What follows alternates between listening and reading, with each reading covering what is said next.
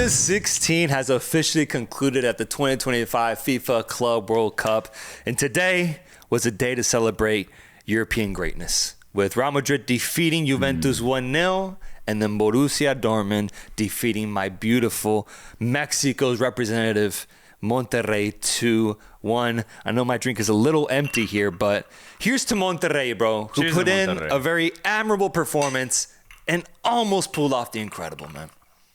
It was a great game. Monterrey, Borussia Dortmund, another one of my favorites of the Club World Cup. Ultimately, it really did end up being end-to-end at times. There were some really beautiful goals in this one, too. That give-and-go with Guirassy and Adeyemi, that's one of the tightest give-and-goes I've ever seen. They were completely in sync in that moment. Guirassy gives a really good finish to boot. Guirassy ends up getting a double. Ramos going to sleep on that play. Dortmund go up 2-0. And honestly, before the half, should have been 3. Should have been 3, man. Should have been 3. I think Guirassy got a little, I don't know, cocky, a little lazy on those opportunities. He had 2 more opportunities where he could have gotten a goal, and I don't know, maybe the fact they were up 2-0 already played a role there, but he was great. I mean, it reminded me of what Harry Kane did at Flamengo. The class he showcased on those first 2 goals was really good, bro. That first one, opening up his body, making it look like he's going to go the other way, finishes it near post, it's 1-0. And the second one on the counter, had the space, Ramos falling completely asleep, and it's a nice, cool, calm, and collected finish. 2-0, Guirassy, great striker, and yeah, great goals. Yeah, really good goals. Dortmund honestly dominated that first half, but there were times in that first half that Monterrey showed just a bit of offensive threat. And it's the threat that I had hoped we would see in this game. And it's why I thought Monterrey could actually take it to Dortmund. They also just launching it from distance. He's got to be top 5 long-range shooter in the world. It's so entertaining to watch. It's close to like Valverde levels, man. It's just in Liga MX. But it's good. He's a great long-range shooter. Great long-range shooter. Also a great dribbler. I've been going a little Deosa tangent here. I've always been a big fan of his Liga MX performances since he joined Pachuca. I honestly think he could go to Europe. How old is he? He's got to be mid-20s, but Colombian... Hasn't played obviously anywhere outside of South American Mexico, but I really love his composure on the ball. He's so offensive. He's a great dribbler, filthy technique, and just the long distance shooting so fun to watch. Big fan of Deosa. And outside of that, Tecatito Corona. Oh my God, bro. What a game.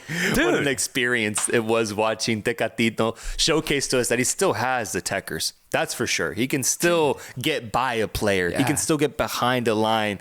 And it became a common theme in this game because it was the thing that we predicted was Dortmund's lack defensively, that there are open spaces to take advantage of. And it is why I thought Monterrey would be able to pull off the upset here. And it is why I got really excited when Monterrey got that first goal, bro. And they got that first goal through Berterame to make it 2-1. A really great finish, improvisational finish off of an Aguirre header that was just bobbling in the box. Berterame finishes it. It's 2-1. And I was just getting really excited because I was like, the spaces are going to open up. Monterrey has the opportunity to get the tie here.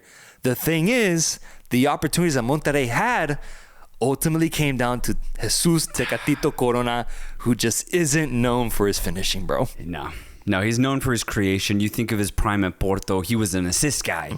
And my God, did he create in this chance. His runs were sublime. Incredible. Constantly being fed by Canales and Berterame as well. Also, there's really good switches from the defense to Corona.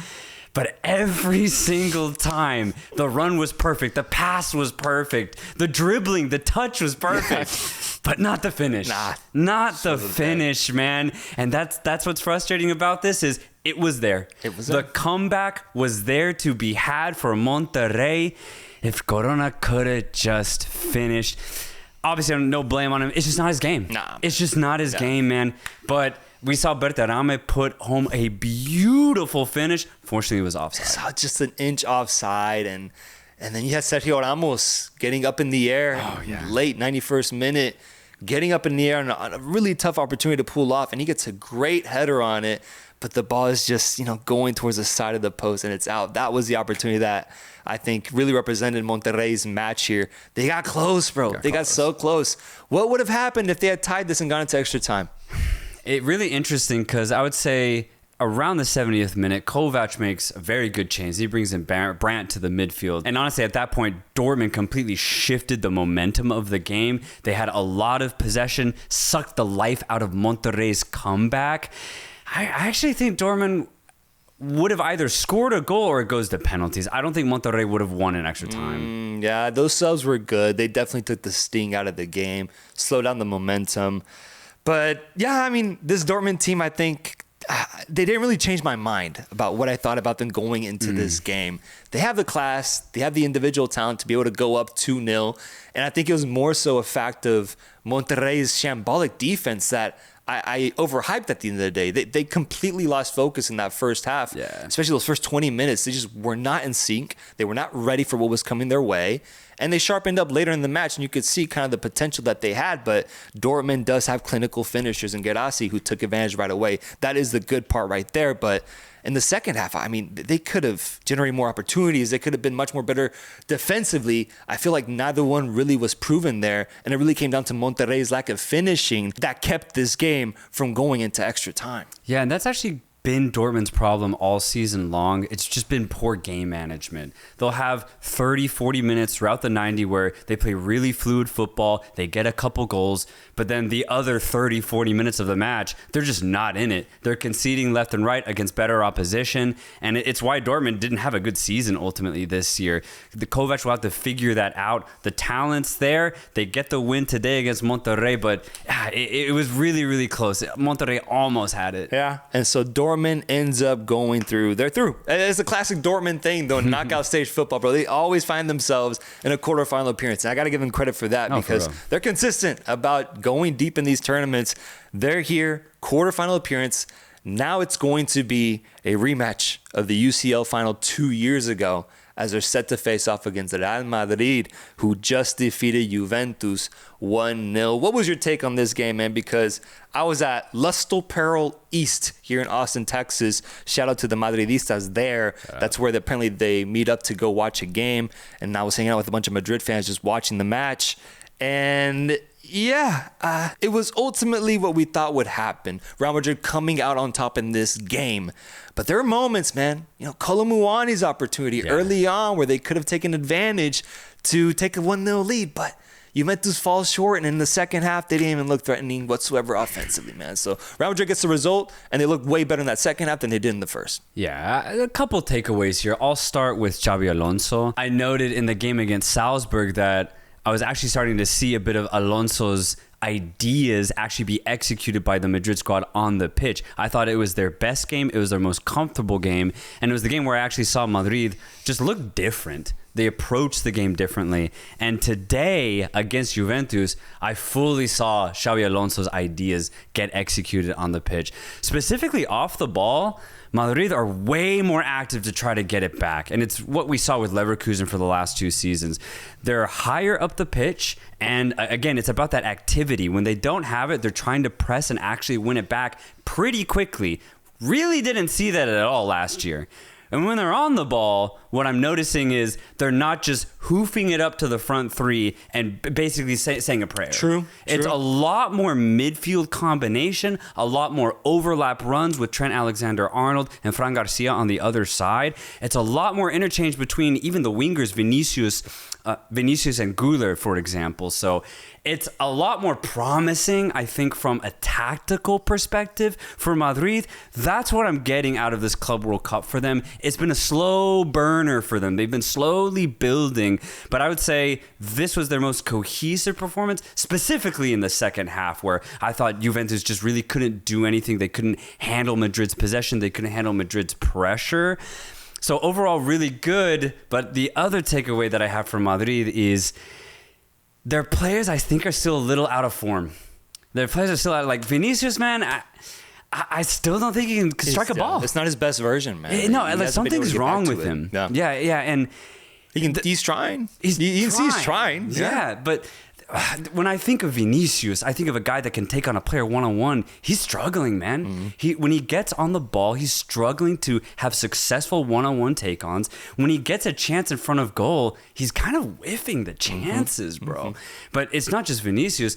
even Bellingham, man, like his midfield play is good, but Bellingham's first season at Madrid, every shot he took on goal went in. He's having those same chances now, this past season. They're not going in. Just all of a sudden, Vinicius, Bellingham, Rodrigo, they're just out of form in front of goal. I think the only true goal scorer Madrid have right now is Mbappe. He's coming back from illness. So I think goals are going to be a problem for Madrid until these players just find themselves again. Well, they're fortunate that I would say that the player most in form right now is 21-year-old Gonzalo Garcia, who I'm looking at his numbers, has either scored or assisted in every single game this tournament. Goal, assist, goal, goal again, I believe. Incredible. Incredible. Insane header finish. Really talented player. Getting the opportunity due to Mbappe coming back from an injury, I believe. And so he gets the chance after apparently going off for Real Madrid's... what's it called? Castilla. And dude, this kid has taken advantage of it. He had a beautiful finish when we went to go see the game in Philly against RB Salzburg, chipping it over the keeper. And then in this game, at the end of a Trent Alexander-Arnold cross, he just a perfect header. Perfect header with so much power. The shape, when he was up in the air, I was like, I got shades of, CR7 at times. I was like, damn, bro. He looked ready for that moment. And so I'd say that Real Madrid is very fortunate that their starting striker up top is delivering for them and is bringing up a really good conversation of, I mean, it's a not striker here. Yeah. That they do tend to benefit from when we saw Joselu play that role a couple years back. Mbappe's role is a little different. He shifts up the offense a little bit. I'm not saying it's a bad thing, but things are a little bit more simple offensively. When you have a guy like Garcia up top just waiting to bang in goals, there's a conversation of, do you continue giving this kid opportunity, especially once Mbappe is fully healthy, or do you slot in one of the best players in the world and have this kid lose his spot? Damn. It's ultimately a good problem to have, I guess, because it's two great offensive options when really in the past we thought only Mbappe was Real Madrid's saving grace. Garcia, young, talented, and motivated, could be a new weapon for Real Madrid to use this season. Absolutely. Yeah, he's having the tournament of his life right now. He's taking this opportunity completely. It's beautiful to see. But you bring up a really interesting point. What is Garcia's role, considering he's been very successful in these 4 appearances? Xabi Alonso has a tough choice here, but I think overall, the optimistic view would be you use Garcia like in rotation. If you need a goal in the 60th minute, you're bringing him on for maybe a winger or maybe a midfielder. But I mean, to have Mbappe on the bench when he's healthy, I just don't think it's possible. You can't do that, right? You can't. I don't think it's possible. So it kind of sucks for Garcia that he's not a winger because he can only play in one position. Yeah. Garcia can only play in that 9. So for him, he's just going to be coming off the bench a lot this season, or playing the Copa del Rey, playing in Champions League games that'll be easy. Yeah. So, but either way, what a weapon to have, because I mean, if he's this clinical right now, he could really turn into an excellent striker for Madrid in the future. Yeah, I think that's the guy to highlight with this singular goal today. Real Madrid gets the victory against Juventus. And for Juventus, I just want to say a little piece on them, man, because I got really into football 2010s, right? That's when I really started investing myself. I started getting older, right? I could understand it better. And during the 2010s, bro, I remember one of the earliest takeaways I had was that Juve was dominating Serie A the way that Bayern Munich dominates Bundesliga. PSG dominates Ligue 1. Juventus had that hold on that league for a really long time, it felt like. And there were moments where I was like, man, Juventus is just going to continue dominating the Italian league. But slowly and surely, man, they've been losing that grip little by little to the point where I'm looking at the team now and I see a second tier European squad now, man. Like kind of like on Dortmund's level, maybe even lower now, bro. And it's just crazy when you compare it to what they used to be 10 years ago and the heights that they reached going to Champions League finals and being in semifinals as well, to where they are now. Yes, there's talented players. Yildiz, Kolomuani, Thuram was all over the place, working his ass off today. But I think Thuram's performance, for example, is really representative of where this team is at. He is trying to make up for the lows of a lot of other players on this team. And Juventus used to be a team that really had a lot of good, world-class talent. They don't really have that anymore outside of just a couple individual pieces. And in this game, second half, they need to get a goal back. Bro, they couldn't generate anything. It's crazy because I actually have the exact same take. This is crazy. So, yeah. it became so apparent to me today because I sat down today to watch this game for Juve because I wanted to see what could they do. I criticized them all year. All year, I was just saying, Juve, they're not good enough. Their midfields, it lacks. It's not offensive. It's not creative. But I always just brushed them aside, and they always disappointed me, so I never looked at them. Yeah, that's why we never talked about them in a while. We never talked about them. But today, I was like, you know what? Let me dissect this team. Let me understand why. And I came out with the exact same conclusion. It's actually insanely simple. Juve don't have any world-class players. They don't have one. They don't have a single player that you would put in that world-class category. They have great players. Colomboani's good, right? Keenan Inaldas might be a very good young talent. Conceição's a good young talent. Thuram's a good midfielder. He's good. Locatelli's a good defensive midfielder. But you talk about that Juve team in the mid-2010s, we're talking about players like Carlos Tevez, one of the most creative, ruthless, clinical strikers ever. We're talking about Arturo Vidal, one of the most destructive defensive midfielders to ever step foot on the pitch. We're talking about a prime Paul Pogba. I was hoping you wouldn't say that, bro. I'm going to cry on the pod. We're talking about Bonucci. We're talking about Chiellini, two of the best defenders to ever grace the pitch. We're also talking about, for one season only, a prime Paulo Dybala, for example. So who was in goal?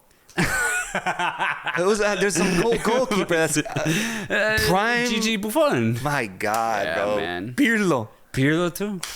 So you look at the team now, there's great players. No, yes. None of them, not a single one of them is world class. And so you get this product. You get a team that, yes, they can compete in Italy, but are they top 3, top 4?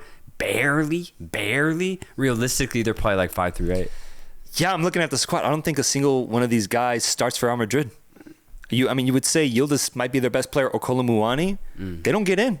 Nah. They don't get in. No.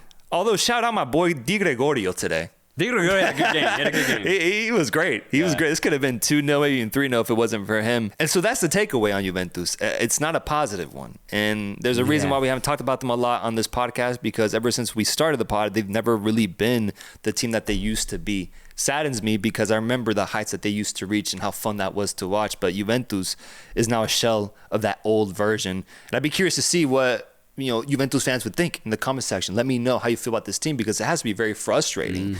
I will say, I think ultimately the winners of this game, the people that come out on top, no matter which team you support here, are Turkish fans, bro.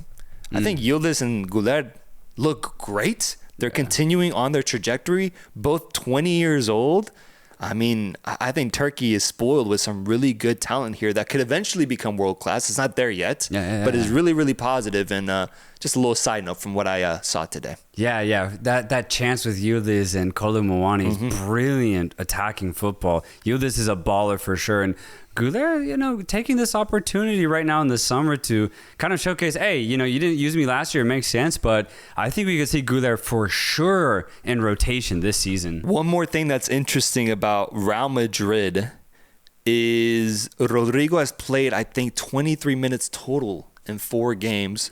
And Xabi Alonso explained that the reason for why that is a tactical reason, that he's deciding not to play Rodrigo. We're also seeing guys like, obviously, Lucas Vázquez. Asensio has been relegated with Hjulsen's entrance. Right. You have Camavinga, David Alaba, Mendy, and Endrick all injured. Brahim Diaz has been able to get minutes as well. I think he's also coming from an injury. I'm not sure. Carvajal, I think, is finally starting to come back. He was on the bench, I believe. He was on the bench. Modric is leaving soon. It's an interesting state right now, I think, when this tournament has caught Real Madrid in terms of injuries, in terms of the way that Xabi Alonso is going to approach these players. But one thing that the Madridistas around me were saying was, this team isn't the full version of what we're going to see next season.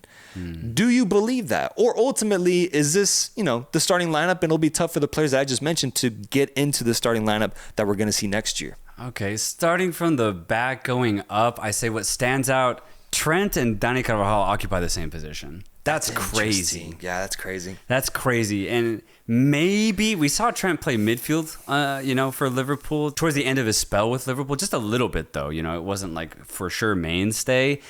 I just don't know how you would choose if you're Xabi Alonso. Do you pick the younger, vibrant Trent Alexander-Arnold, or do you pick probably the best right back ever in Dani Carvajal, who's a little older, right? But he's coming off of injury, so I think that transition can happen more naturally. You just play Trent to start, and once Carvajal gets healthy mid-season, that's when the question is going to really come up.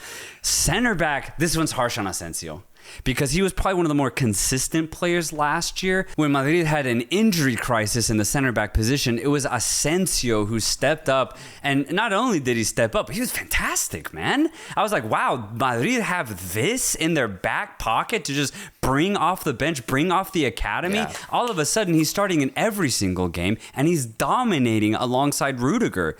And Dean Huijsen comes in.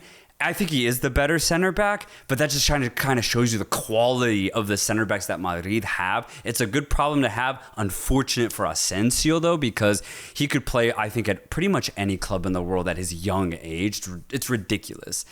In the midfield, if you think about Rodrigo as a right winger, this is interesting because Alonso said tactical? Yeah, he said tactical. He said tactical. Yeah. Then I wonder if that translates as in they're trying to sell him. I wonder if that's what he's actually saying. It might be PR training here. Because that's weird. Yeah. That's weird that he's played so little. I love that Goulet's starting, but I wonder if the game's tighter, Rodrigo comes on in the 60th. Yeah. I wonder. Because so far, it's been pretty simple for Madrid, except that opening game against Al Hilal. I wonder, we'll see in the next round if Rodrigo gets minutes. But that's interesting, because maybe they sell him, get a lot of cash, and maybe distribute that elsewhere. But a lot of interesting things happening for Madrid squad-wise. Right, definitely. That's the point I'm trying to bring up. There's just a lot that I think they're managing at the moment. And I just wonder what the difference will be between this team right now and, 6 months into the Xabi Alonso regime. Will we see certain players stand out? Will Goulet continue getting major minutes? Right. Fran Garcia, does he keep his spot? And like I mentioned, Gonzalo Garcia, does he get into the team one way or another? Because so far, so good. Real Madrid goes through, and they're set to face off against Borussia Dortmund. Let's talk about this matchup as it is the last remaining quarterfinal matchup to talk about. Real Madrid, I think, going into it as favorites, and Dortmund looking to surprise. Dortmund looking to surprise. We won't get Job against Jude. Yeah. Due to yellow card suspension for Job Bellingham. Honestly pissed about that, because that's all I wanted to see. I wanted to see Bellingham and Bellingham. But now we're not going to get that. Jude versus Job. If they had a third brother, what would his name be? Jab? Hector. Just a completely different name. Job and Jude are biblical. Jude. Oh, are Jude. The book of Job and the book of Jude. Producer Russ reporting that biblically Jude and Job are involved. So Enoch for Israel. Adam. Jab. Judas. Judas Bellingham. They have no choice but to keep the J's going. They're like, shit, sorry. Judas Bellingham. Dude, if he's out there, I hope that's his name, bro. I hope that's his name. No Bellingham battle here. No Bellingham bowl. As yellow card suspension, Lil Bro doing Lil Bro things, man. Yeah, man. Like, God damn it. Of course, bro. It's classic. And so Real Madrid going into this game, Borussia Dortmund missing Bellingham. Does Dortmund have enough to be able to get the result here against Real Madrid, a team that knocked them out, that took them out, eliminated them from lifting the UEFA Champions League final a couple of years ago? Nah, you said it earlier when we talked about Dortmund Monterrey. Dortmund, they just haven't been fully convincing. Even in the group stage, there was very shaky moments. Against Monterrey, if Monterrey just had better finishing, this game for sure would have gone into extra time, and Dortmund might not even be here. So I think there's just too many questions defensively for Dortmund. This will be a fun game, though, because Dortmund do have quality offensively. I'm excited for the matchup, and maybe they can keep it tight and really make Madrid sweat. So the matchup's going to be really fun. It's going to be entertaining for sure. But I think Madrid have been very good, especially defensively. Yeah. Especially. So they'll be able to keep the game tight, and somehow, some way, it's Madrid. Mbappe's feeling himself a little bit. He's trying to come back into the squad. Madrid will get the goals that they need. I have Madrid beating Dortmund. Yeah, I know that Dortmund fans at this point might be fed up with me picking against them, but I think the fact that Monterrey got so close at tying that matchup, that we just saw, I think gives me the confidence that Real Madrid will do an even better job than what we saw Monterrey do, because they're better in every single position. And the things that Monterrey lacked, Real Madrid has. Yeah. The fact that Monterrey had a 50-minute spell where they looked like the better team, it's crazy, bro. Ultimately, when you look at it on paper, it's a Liga MX side, for God's sake. And Real Madrid, one of the best teams in the world, one of the best clubs, most historic clubs, most experienced clubs in the world. I think they got Dortmund's number here.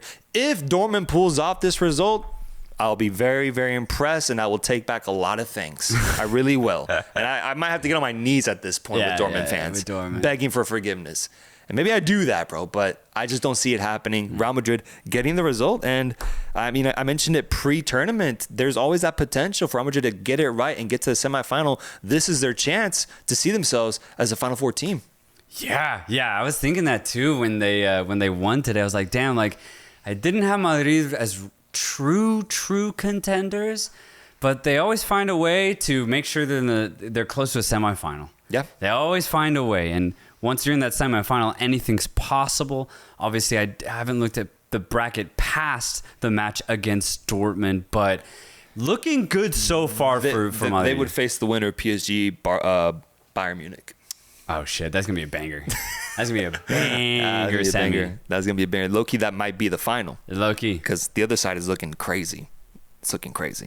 Fluminense, Al Hilal, and Palmeiras, Chelsea. Chelsea could definitely go to the final. Chelsea's going to win the whole thing. I haven't seen that in the comment section, bro. Chelsea fans coming out of the woodworks, man. Chelsea fans are getting loud now. The opportunity is there. I'm going Real Madrid. You're going Real Madrid. Producer Rudd, you're going? He's going Dortmund. All right. Folks, those are our predictions. Let us know down below what you think about today's game and who do you have winning between Real Madrid and Borussia Dortmund. Till next time, peace.